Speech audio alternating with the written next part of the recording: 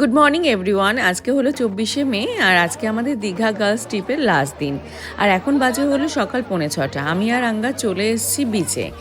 আর এই দেখো ঘোড়াগুলোকে কিভাবে নামাচ্ছে, খুবই দেখে কষ্ট লাগছিল। তো যাই হোক, আমার বাকি বন্ধুরা ঘুম থেকে উঠতে পারেনি, খুবই টায়ার্ড, সে কারণে আমি আর আঙ্গাতি শুধু এসেছি।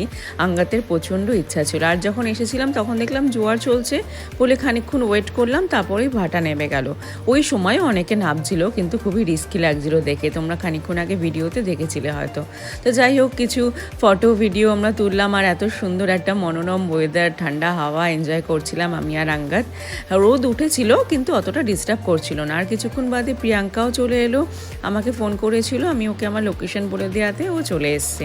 তো যাই হোক, আমাদের বিচ ঘোরা এখন কমপ্লিট হয়ে গেছে। এখন আমরা যাচ্ছি হোটেলের উদ্দেশ্যে। আর এখানে দেখো ডগিটা গরমের জন্য জলের মধ্যে শুয়ে আছে। এখন আমাদের ব্রেকফাস্ট করার সময়। তো দেখা হচ্ছে পরের ব্লগে।